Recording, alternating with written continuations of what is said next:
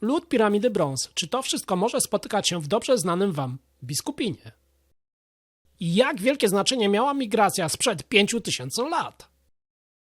Rondle, megality i gąsawa. Co o tym wiesz w kontekście Biskupina? I czy wszystko tak naprawdę zaczęło się od lodowca, a nie od ludzi? Startujemy! Historia Biskupina nie zaczyna się od człowieka, ale od kilometrowej warstwy lodu. Bo około 20 000 lat temu cała ta okolica znajdowała się pod lądolądem skandynawskim. Warstwa lodu miała miejscami ponad kilometr grubości. Nie było jeziora, wyspy ani doliny. Tego, co widzicie dzisiaj. Istniała jedynie ogromna masa lodu, która bardzo powoli przesuwała się na południe, miażdżąc krajobraz i transportując miliony ton skał, piasku i gliny. Wtedy dla człowieka byłoby to środowisko całkowicie nieprzyjazne, ale paradoksalnie, właśnie wtedy rozpoczęło się tworzenie pewnego rodzaju, mógłbym powiedzieć, scenografii, na której wiele tysięcy lat później rozegra się historia znanego wam Biskupina. Kiedy klimat w końcu zaczął się ocieplać, lądolód nie zniknął nagle. Cofanie trwało kolejne wiele tysięcy lat. Lodowiec topniał nierównomiernie, zatrzymywał się, ponownie wracał, ruszał, pozostawiając po sobie wzgórze morenowe, zagłębienia i ogromne ilości osadów. Tu pojawia się pierwsza ważna rzecz, bo jednym z efektów jego działania była tak zwana rynna biskupińska, długie obniżenie terenu, którym wcześniej płynęły potężne wody roztopowe. To właśnie ta forma krajobrazu stanie się później miejscem powstania jeziora biskupińskiego. Po ociepleniu się klimatu krajobraz zaczął przypominać w tym momencie już arktyczną pustynię, gdzie wiał wiatr, a zamiast lasów rosły mchy i karłowate krzewy. I dopiero później pojawią się tutaj brzozy, sosny, a w końcu potężne dęby, które ustabilizują gród i pozwolą narodzić się w końcu znanemu już jezioru. Pierwsi ludzie, którzy tutaj się pojawili, będą to myśliwi i zbieracze, którzy to podążali za stadami zwierząt. I w tamtym czasie nie był to ich jednak wielki napływ. Oni nie zakładali stałych osad, nie uprawiali ziemi, nie hodowali zwierząt. Wszystko co mieli w zasadzie nosili przy sobie czy na swoich plecach. A kiedy kończyła się zwierzyna do polowań albo zmieniała się pora roku, po prostu opuszczali to miejsce i ruszali dalej w swoją drogę. I jeżeli już docierali nad jezioro biskupińskie, to zatrzymywali się tutaj najwyżej na kilka dni czy też tygodni, rozpalili jakieś ognisko, naprawili broń, obrabiali upolowane zwierzęta i ponownie ruszali. Możemy sobie zadać pytanie, dlaczego właśnie przez wiele tysięcy lat wracali w to jedno miejsce. W trakcie tego filmu przekonacie się dlaczego, ale tutaj na samym początku mógłbym powiedzieć, że jezioro było dla nich swego rodzaju naturalnym supermarketem, pełne wody, ryb i ptactwa. I tu właśnie pojawia się ta najważniejsza cecha tego miejsca. Po prostu była to dobra lokacja do życia. Kolejnym momentem przełomowym był czas około 7,5 tysiąca lat temu, kiedy wydarzyło się coś, co zmieni po raz pierwszy tutaj wszystko. Pojawią się zwykli rolnicy. Do tej pory to przez wiele tysięcy lat natura rozdawała karty. To ona decydowała, gdzie rosną lasy, którędy płyną strumienie i gdzie pojawią się zwierzęta. Człowiek był jedynie gościem, który próbował przetrwać. I to właśnie wtedy po raz pierwszy to nie przyroda zaczęła zmieniać człowieka, ale człowiek zaczął świadomie zmieniać przyrodę. To oni przynoszą ziarno, zaczynają hodować zwierzęta i powstają pierwsze siekiery. Oczywiście ponownie nie stało się to przecież w trakcie jednego dnia.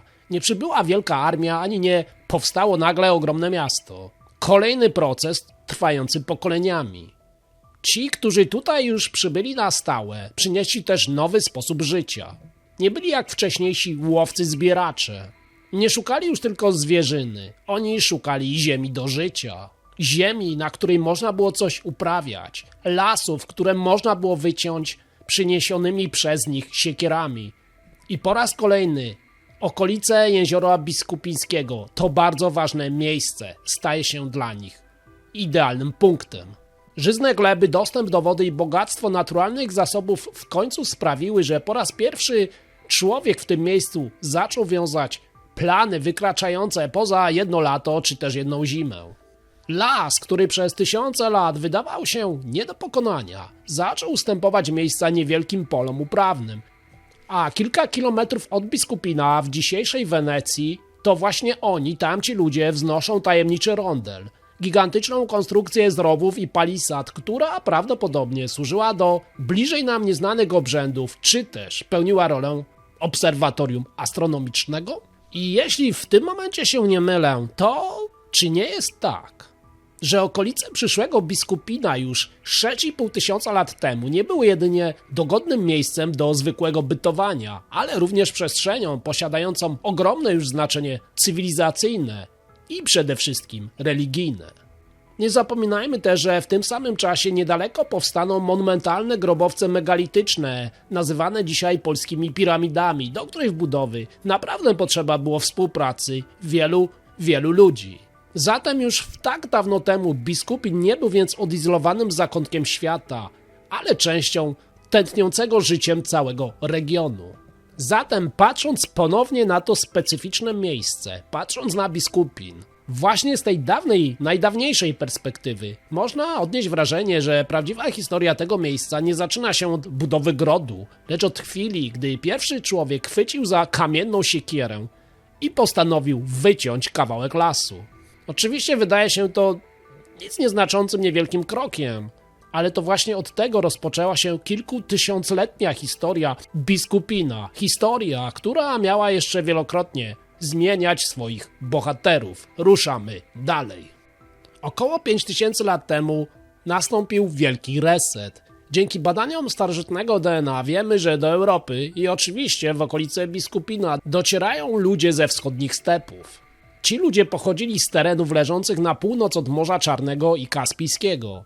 I nie była to niewielka grupa kupców ani pojedynczych wędrowców. Skala tej migracji była na tyle duża, że w niektórych częściach kontynentu udział wcześniejszej ludności gwałtownie się zmniejszył, a nowi przybysze pozostawili po sobie bardzo wyraźny ślad genetyczny, widoczny aż do dzisiaj. I w tym momencie to nie była tylko zmiana mody na garnki, to była wielka wędrówka ludów, która wykształciła całkowicie nowe społeczeństwo, którego nie można już nazwać ani całkowicie dawnym, ani nowym. I po raz kolejny to miejsce budzi pytanie, ważne pytanie. Jeżeli nad przyszłym Biskupinem mieszkali tak dawno temu już ludzie mający kontakty z odległymi regionami kontynentu, to czy miejsce to nadal było po prostu zwykłą osadą nad jeziorem? Czy może zaczynało już wtedy odgrywać znacznie ważniejszą rolę, niż jesteśmy w ogóle sobie w stanie dzisiaj wyobrazić? I teraz w tym fragmencie witam Was we wczesnej epoce brązu i zanim powstał gród w Biskupinie, regionem wstrząsnęła ogromna katastrofa. Bruszczewo, jedno z najbogatszych centrów handlowych kontrolujących bursztyn i metal, wytopnictwo złota, upadło. Bruszczewo przez setki lat było jednym z najbogatszych miejsc tej części Europy na naszych ziemiach zachodniej Polski. I pomimo przeładunku bursztynu z północy, miedzi i cyny z południa, tych wykwintnych, najbogatszych przedmiotów wartych więcej niż całe stada bydła, pomimo tego wszystkiego upadku nie dało się zatrzymać. Bruszczewo pustoszeje totalnie i całkowicie, ale co w tym momencie dzieje się w samym Biskupinie nad jeziorem? Bo przecież również i tam mieszkali Unietycy. Ludzie nie uciekali gdziekolwiek. To miejsce nie umiera. Ono po raz pierwszy w tamtym czasie zacznie dynamicznie się rozwijać. I tu mamy tą zagadkę, o której prawie nikt dzisiaj nie mówi. Bo głęboko w ziemi, pod warstwą słynnego już grodu, pod warstwą łużyczan, odnaleziono coś zaskakującego. Fragmenty naczyń pozostawionych przez ludzi żyjących tu setki lat wcześniej. Nie gdzieś obok, nie kilka kilometrów dalej, tutaj w samym Biskupinie. Co więcej, te same przedmioty pojawiają się również przy tajemniczym kralu. Ogromnym obiekcie z początków jeszcze epoki brązu, którego przeznaczenia ponownie do dziś nikt na pewno nie potrafi dobrze wyjaśnić. To mówi nam o jednym. Już wtedy ludzie chłonęli nowe technologie z południa, uczyli się odlewać lepszy brąz. Jak to mogło wtedy wyglądać? Do tej spokojnej krainy zaczynają docierać nowe pomysły. Ktoś pokazuje lepszy sposób odlewania brązu, ktoś przynosi inne nowe ozdoby, a jeszcze ktoś inny wraca z dalekiej wyprawy z mieczem, którego nikt tutaj wcześniej nie widział. W ogóle nie trzeba podbijać całej krainy, żeby zmienić sposób myślenia ludzi. Czasem wystarczy kilku innowacyjnych przybyszów, dobry handlarz i dobry wojownik, którego wszyscy chcą słuchać i będą naśladować. I tak rozpoczyna się okres ludzi mogiłowych, ale również i oni zejdą ze sceny historii, bo później nagle zaczęli palić swoich zmarłych i chować ich w urnach. To kolejny moment wielkiej przemiany około 3000 lat temu. I właśnie wtedy rodzi się nowy świat, który za kilka stuleci stworzy kulturę łużycką. Ale mamy tu coś jeszcze. 2 kilometry od przyszłego ogrodu leży Gąsawa. Dzisiaj to tylko spokojna wieś, jednak i tam odkryto dużą osadę z końca epoki brązu. I dzisiaj to właśnie ludzi stamtąd uważa się za tych, którzy przenieśli się na wyspę nad jeziorem. Jednak być może również i u was zrodziło się do tej pory pewne pytanie. Dlaczego przez tak długi czas ludzie wybierali brzegi jeziora, ale nie zdecydowali się zamieszkać na samej wyspie, na taką skalę, jak zrobią to Łużyczanie?